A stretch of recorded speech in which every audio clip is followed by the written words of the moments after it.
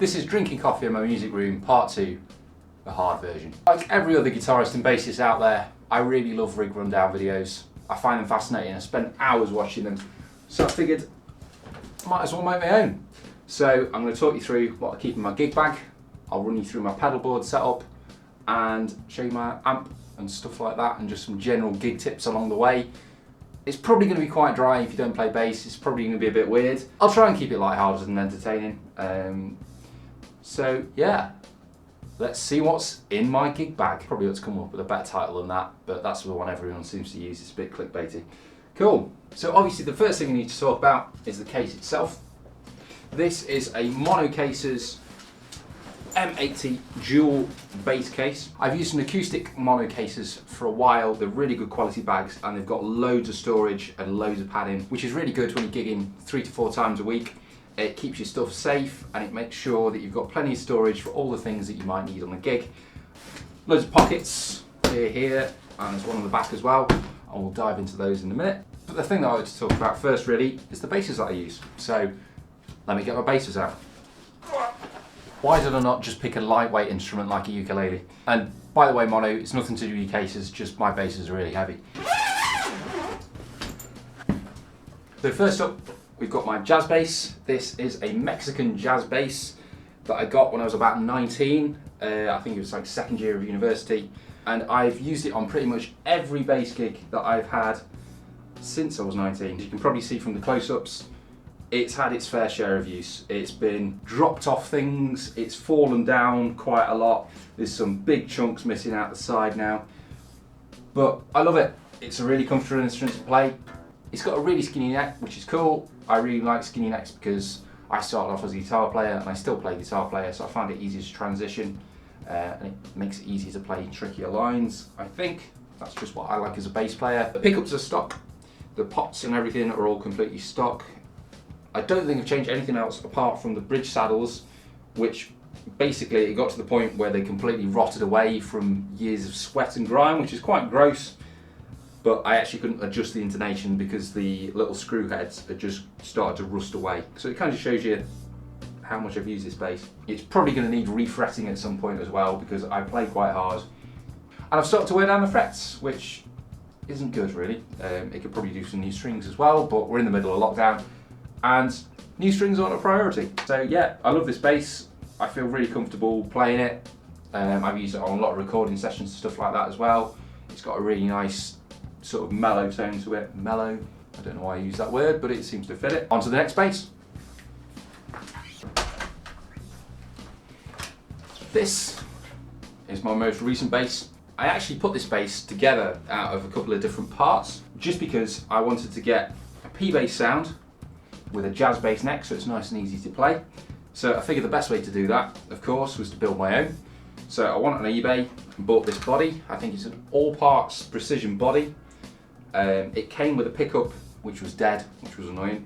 The pick guard and stuff like that. I think it came with a bridge as well. And then I got an aftermarket jazz neck, and because it's Fender and everything lines up nicely, I just screwed the neck on to the P-bass body and it lined up perfectly. I mean, it would have been quite an expensive mistake if it didn't, but I was quite lucky. A lot of Fender parts are quite interchangeable, which is cool. So I've sort of set up a lot of the things on this bass myself. I've done all the saddle adjustments, I did the truss rod, and unfortunately I also had to cut the nut as well, which I've done an absolutely terrible job of.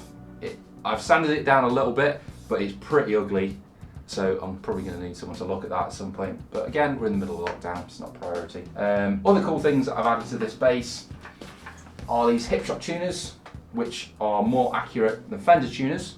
I've also got the Hipshot D tuner on the E string, so I can quite easily swap between standard tuning and drop D as well, just with a flick of the lever. I've not actually played this on too many gigs yet because I've not had it for that long. I sort of fixed it all up just as we got into lockdown, which was a pain. I'm really looking forward to playing it on a gig. I've used it on a lot of the isolation sessions and things that I've been doing. It's got a really nice tone to it. I really enjoy playing it. I'm considering putting flat wound strings on it as well, just for a bit more of a vintage tone, but again, flat wound strings are expensive. We're in the middle of lockdown. I'm an unemployed musician. You can see where the priorities lie. I need food. One thing that I forgot to mention there was when I got this bass, the pickup was a bit of a dud. It was advertised as a Fender custom shop pickup, but It kept shorting out on the few gigs that I used it on, so I didn't actually get to use it very much, even on the gigs that I did play it on. So I took it to Matt at House of Tone Pickups, and he has built me a nice precision custom shop pickup, which I'm really pleased with. It really complements the sound of the bass, so I'm really pleased with that. So shout out to Matt for sorting that out for me. More coffee. I've not spilt anything yet. Let's dive into what I keep in the pockets of the gig bag. So in this bottom pocket, it's a really useful pocket. You can store a lot of stuff in here, as you'll see. This is why I really like the mono cases. I'm not affiliated with them, but I really wish they'd give me a good artist deal because they are so cool. It's so useful to be able to store this amount of stuff in these bags. First thing I keep in here is a roll of gaffer tape. This is Gorilla tape, so it's really strong stuff. You never know when you might need to tape some wires down, tape the drummer down, gag the singer, any of those sort of things. It's also useful for someone like me who needs to take down wires in case I trip over them, because I'm very clumsy. Never leave home without duct tape. The next thing, again, this is a bit of a mess inside here. There are little compartments to organise it, but I tend to throw everything in just because when you're gigging 3 to 4 times a week, that's the attitude that you get. You just go, yeah, cool, throw it in there. I don't know where it is. Jack cables, these are just Fender custom shop cables. I actually use a wireless system on my pedal board, but I obviously need some wires to go from my pedal board to either my amp or the PA. So there's a couple of cables in here. There's a relatively long one, I think this is a 15-foot cable. And then 2 shorter ones here. Again, Fender cables. I really like Fender's stuff. I'd really love a Fender endorsement deal if they want to give me one. I rave about your stuff all the time, Fender. Please write to me. Yeah, again, slightly shorter cable. This is a short cable. I think this is only a meter cable. This is the cable I used to go from my bass into my Backbeat subwoofer, which goes on my strap, which I'll come to in a minute. I'll explain a little bit more about. But yeah, this is just so I've not got loads of cable flying about my strap, because with how clumsy I am, I need to minimise all these issues.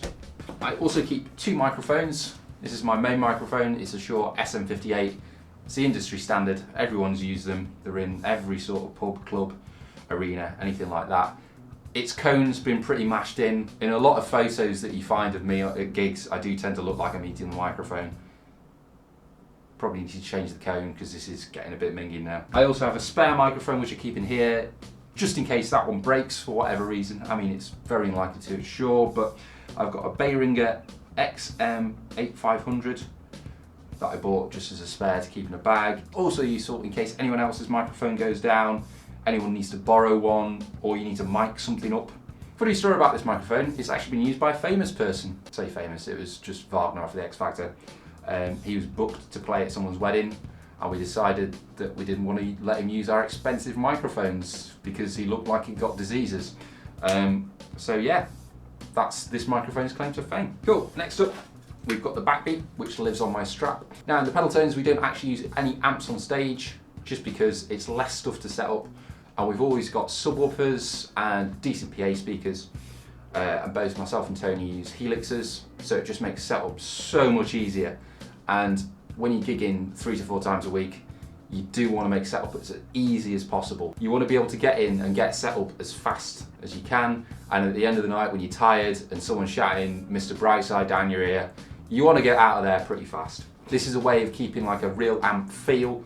It sort of just punches the bass frequencies into your back. It's quite a weird sensation to play, but it is really useful. It does actually feel like you're playing behind like an 8x10 Ampeg stack without actually having to carry one.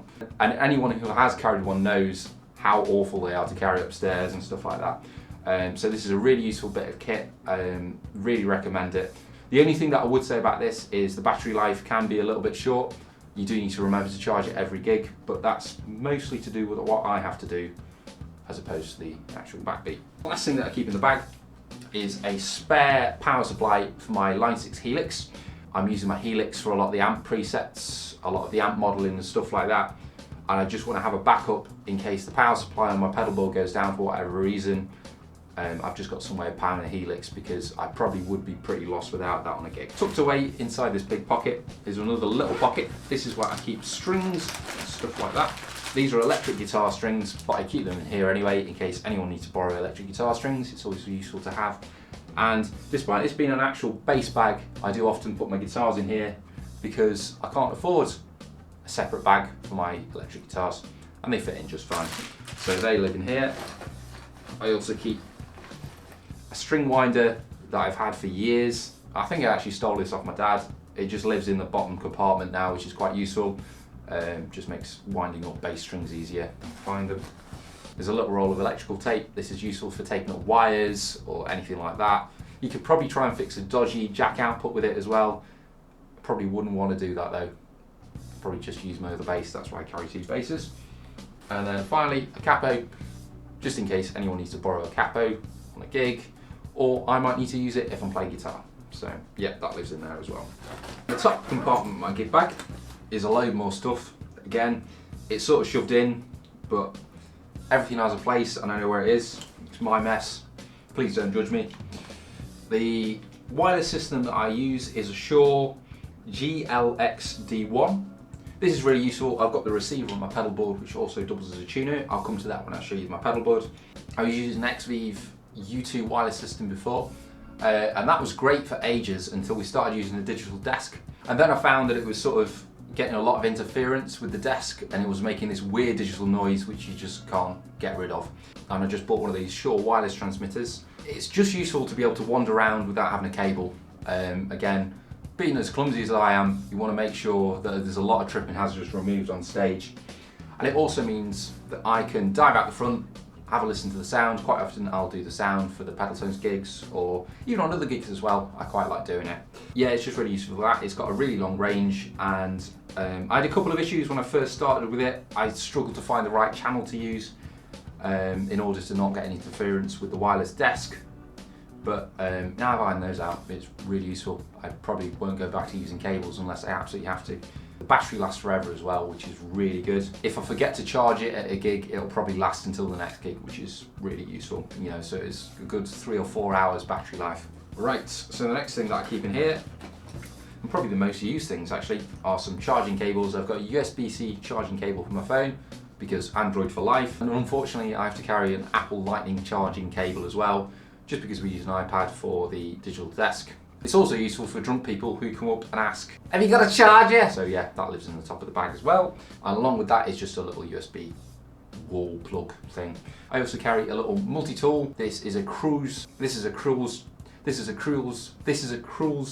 I really can't say this. This is a cruise tools. Got there in the end. Multi-tool, it's got a couple of little different things on there. It's got some things for adjusting your truss rod.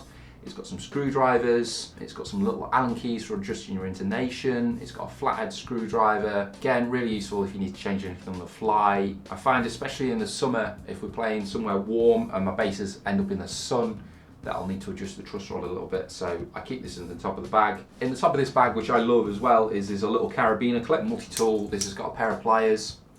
It's got a nail file, it's got some scissors, it's got a little knife, and a couple of little bits and bobs, like a can opener and stuff like that. You can use this to tighten up little things on the PA and stuff like that, so it's just really useful to be able to grab it and know exactly where it is all the time, because it's always on the carabiner clip. I also used to keep a torch on here as well, but it got really messy in the top compartment of this bag. So now I just use the flashlight on my phone. You just shake it and you've got a torch, so that's quite useful.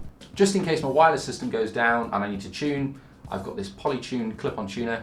You can just clip to your headstock. It's also useful for tuning if you're not near the stage or anything like that. Can't say enough good things about these little tuners. Got one for my acoustic as well. Really accurate tuners, the battery lasts forever. The thing that I love about this bag is they've really thought about the storage. So there's 2 little pen clips at the top of the bag. So in that I keep a Sharpie. So yeah, you can use this for writing set lists, writing things on the drummer's forehead. Sorry, I'm picking on drummers today. Sorry, John. I also keep a normal sized pen as well in case I need to write anything down, anything important on the back of my hand or anything like that. And again, they just slot nicely in there, which I really like. I'm a real sucker for sort of aesthetic stuff like that. I've had some cheap cases in the past that just don't have things like this, and it really makes such a difference. It's also got another little pocket here as well. And here I keep my earplugs. These are ACS custom molded earplugs, which I got through a musician's hearing scheme, I believe. You have to go and get your ears swinged and stuff like that. It's a bit weird, but at the end of it, you get these really cool custom molded earplugs. I don't always remember to wear these, which I should, because they are really good at protecting your hearing, especially in loud sound environments, which we're working in quite a lot of the time. And even though we've not got amps on stage a lot of the time, it still can get quite loud, so I need to remember to use these more often. I also use these if I'm going to watch a gig anywhere as well. It just saves you getting ringing in ears the next day, because obviously your ears are your most important tool as a musician. This is quite a cool little case as well, so I keep a couple of extra little things in here. I use something called liquid skin, and this is basically a liquid plaster in case I get any cuts or anything on my hands and I need to get through the gig. It's also useful if you get a blister, you can cover your blister up, and it's better than super glue because it actually feels like skin. It's quite a weird sensation. I don't have to use it too often, but yeah, it's useful in a pinch if you need to get through a gig because you've got a blister or you've cut yourself. Again, this is mostly for clumsy people like myself, but it's just useful to have in there. That just lives in with the earplugs as well, so I always know where it is, and a couple of extra spare plectrums as well. There's also some business cards that live in this little top compartment here. Again, hats off to Mono, I keep bigging you up here. Please give me an artist endorsement deal because these are the coolest bags in the world. It's just useful to have business cards just in case anyone asks at the end of the gig, have you got a card? And you can just go, yeah, here you go, here's a card. Cool, on the back, there's also another big pocket. So I keep a couple of IEC cables, one for my amp and one for my pedal board. They just live in this pocket here, so I always know where they are. Also, I probably won't be able to find them, but there's a couple of little fuses as well I keep in case a fuse goes in one of the plugs. They're always buried down the bottom of this bag and I can never find them, but I know they're there somewhere. I also keep a couple of XLR cables in the bottom of the bag, just in case I need to take a DI out at the back of my amp, or I just need to extend an XLR for whatever reason. I just know there's a couple of spare cables in here as well. Cool, that concludes everything that lives in the case. We move on to the pedal board now, which I'm quite proud of. This is a Pedal Train Nano Plus. It's a really useful size for the stuff that I've got, and I've tried to utilize the space as best I can. So on here, I've got a bank switcher for the Helix, even though that's not the first thing in the chain. I've got the receiver for my Shure wireless unit, which also doubles as my tuner. If you tap on this button, it mutes it and it's tuning really easy. It's also got the controls for setting up the different functions for your wireless receiver as well. Really useful, that just lives on here. This is my favourite overdrive pedal. It's a full tone, full drive 2. I think I got this pedal when I was like 16, and it's pretty much been the only overdrive pedal I've ever used. I don't really use this for bass because it cuts out a lot of the bass frequencies, which isn't very useful when you're playing bass. So I'm probably going to make a separate pedal board for guitar when I've actually got some money, and sort of downsize this even further. But the main thing, sort of the brains of the operation, is this Line 6 Helix Stomp, which lives on the end of the board. So I use this for pedal modelling. It's also got amp sims in there, which is really useful. It just makes things so much easier when you don't have to carry around an 8x10 Ampeg stack or anything like that. Yeah, it's got hundreds of effects in there. It's got everything you could possibly need on a gig and more. And I use this switcher here just to bank up and down between presets, so I can use more of the foot switches as well, which is really useful. So it's all powered by a One Spot Pro. So I found this after searching around for quite a while on the internet for something that would power the Helix, the full drive, and the Shure wireless system. This is a really great power supply. It does all of them perfectly, and it screws nicely to the bottom of the pedal board as well. It's also powered by an IEC cable, which is really useful. You don't have to worry about bringing a specific power supply, because if you're anything like me, you'll probably forget things on gigs. At least if it's an IEC port, you can always ask the bar if they've got a kettle lead. Power pedal supply like that. And again, just to make things easier, when you're gigging a lot, you want to make sure that jack cables aren't going to move. So I've velcroed everything to the board with some really strong locking tape, I think it's called. It's by 3M. It's super strong stuff. Like, I can shake this around and nothing's going anywhere. The only thing that does happen is the knobs get knocked a little bit when you're taking it in and out of the case, but that's not really too much of an issue. For added bit of protection, I've also added some cable tidies and cable tied everything quite tightly, so it's really hard to knock anything or pull anything out. It also makes it easier for troubleshooting because you can see where all the cables are going. It's all nicely tidied down. None of these are going anywhere, and it looks quite pleasing as well, which is nice. I'm probably going to shrink this down in the future, like I say, because I want to get rid of the full drive and stick it on a separate board and get it even smaller, just because I don't really use this on bass gigs, and this is the pedal board that I use most. If you're not using it, get rid of it.